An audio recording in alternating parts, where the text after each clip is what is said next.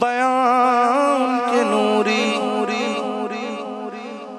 دہن ان کا نوری، بدن ان کا نوری، یہ خاکی بنائے کہ کیا ان کے خاکے، محمد ہمارے بڑی شان والے، محمد ہمارے بڑی شان والے، وہ نبیوں میں رحمت، وہ نبیوں میں رحمت، لقب پانے والے، آقا ہمارے بڑی شان والے، آقا ہمارے بڑی شان والے۔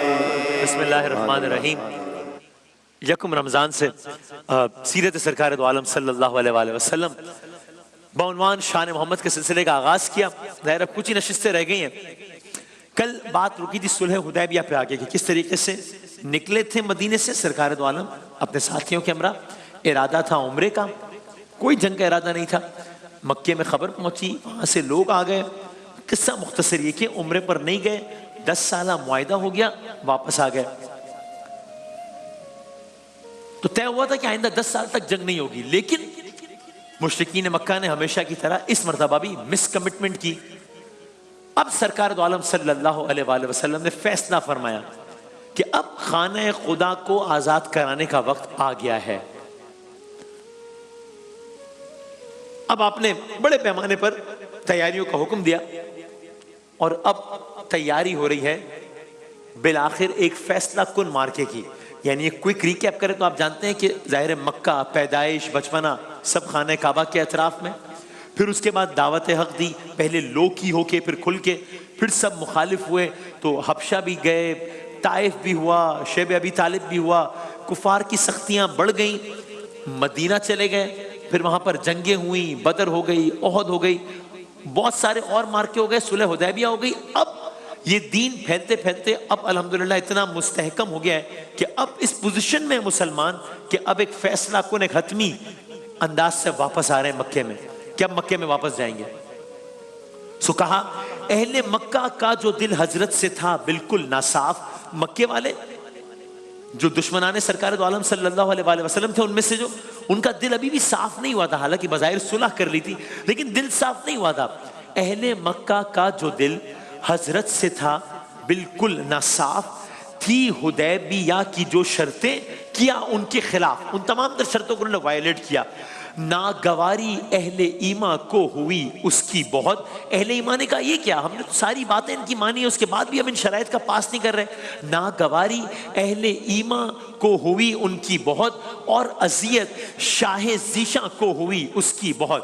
خود سرکار دو عالم صلی اللہ علیہ وآلہ وسلم اس بات پہ ظاہر ناگواری کا اظہار سب نے کیا۔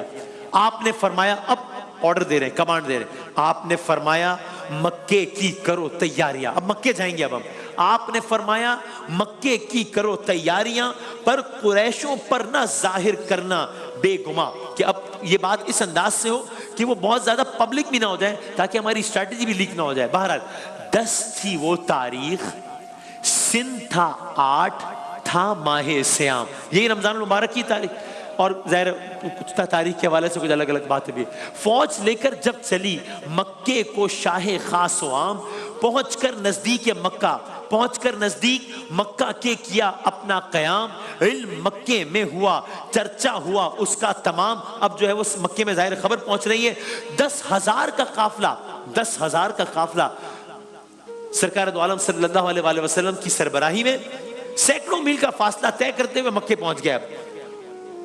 اب جب یوں ہزاروں اہل ایمان کو دیکھا ہے اہل مکہ نے، تو ان کے لیے یہ منظر بہت ہی شاکنگ ہے آن مینی لیولز، کہ چونکہ وہ دیکھتے آئے کہ یہی تو وہ لوگ تھے جن کو ہم نے کل تک ستا کر اتنا تنگ کر دیا تھا، اتنا ستا دیا تھا کہ ان کو مکہ چھوڑ کے جانا پڑا تھا. آج یہ اتنے مضبوط ہو گئے کہ اتنا بڑا لشکر لے کر مکے کی طرف آ گئے. تو مکے والوں کی اب کیفیت عجیب تھی. اہل مکہ شدید خوف کا شکار ہوئے. اب ان میں جنگ کرنے کی ہمت نہیں تھی. اب یہ وہ موقع ہے کہ سامنے وہ لوگ بھی ہیں کہ جنہوں نے کل کو ایذا پہنچایا تھا، اور آج سرکار دو عالم اور ان کا لشکر اتھارٹی میں ہے. یعنی اب وہ ان کے ڈسپوزل پر ہے، وہ جو چاہے کر سکتے ہیں ان کے ساتھ. اب کیا کر سکتے ہیں وہ آپ نے سن لیا، جو چاہے کر سکتے ہیں. کیا کریں گے وہ بھی سن لیجئے. اور ان لوگوں نے کیا کیا ہے؟ ان لوگوں نے حضرت بلال کو تکلیف دی ہے، ان لوگوں نے سرکار دو عالم کو ایذا پہنچایا ہے. ان لوگوں نے کیا کچھ نہیں کیا ہے. ان کی وجہ سے میرے آقا کو ہجرت کرنی پڑی ہے، ان کی وجہ سے میرے آقا کبھی حبشہ گئے، کیا مطلب کبھی حبشہ میں لشکر بھیجا ہے، کیا کچھ نہیں کیا.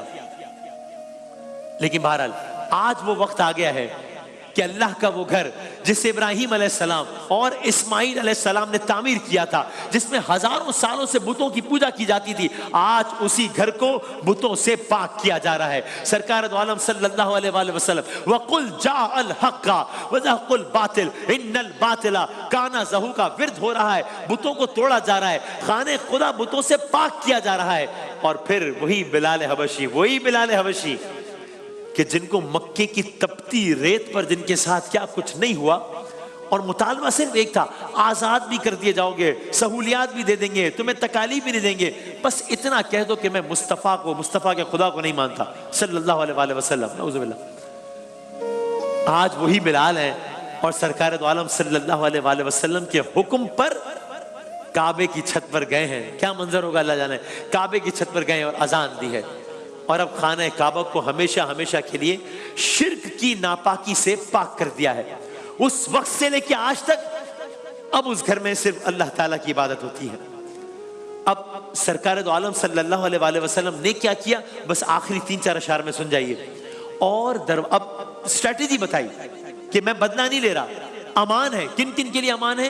اور دروازے جو اپنے بند کر لے، چھپ رہے، اور جو تلوار اپنی میان میں پنہا رکھے، ان سے ہم مطلق نہ بولیں گے، امام وہ رہیں. معاف کر دیا ان سے ہم. کن لوگوں کو معاف کر دیا؟ جنہوں نے کیا کچھ نہیں کیا تھا. آج کتنا اچھا موقع ہے بدلہ لینے کا، لیکن آپ رحمت للعالمین ہے. ان سے ہم مطلق نہ بولیں گے، امام وہ رہیں. ہاں، جو خلاف اس کے کریں گے وہ مزہ اس کا چکھیں. لشکر اسلام داخل شہر مکہ میں ہوا. کیا شان ہوگی، کیا روب ہوگا، کیا دبدبہ ہوگا، کیا عالم ہوگا. لشکر اسلام داخل شہر مکہ میں ہوا، اور حرم میں بھی ہوا دخل ان کا بے چونو چرا.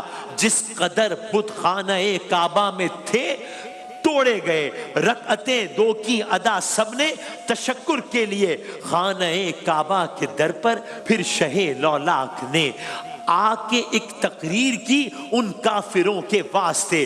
دشمنان دی کھڑے تھے سب خاموش ہو با ادب. منظر آپ دیکھ رہے ہیں، سرکار دو عالم ہیں، سامنے سارے دشمن کھڑے ہیں، خانہ کعبہ کا در ہے، سب منتظر ہیں کہ اب مصطفیٰ کیا کہتے ہیں، اب محمد کیا کہتے ہیں. یہ وہی محمد ہے کہ جن کے گھرانے کو بھی شیب ابی طالب میں بھوک اور پیاس سے رکھا گیا، جن پر کیا کوئی ظلم نہیں ڈھایا ہے. خانہ کعبہ کے در پر پھر شہ لولاک نے آ کے ایک تقریر کی ان کافروں کے واسطے. دشمنان دی کھڑے تھے سب خاموش و با ادب.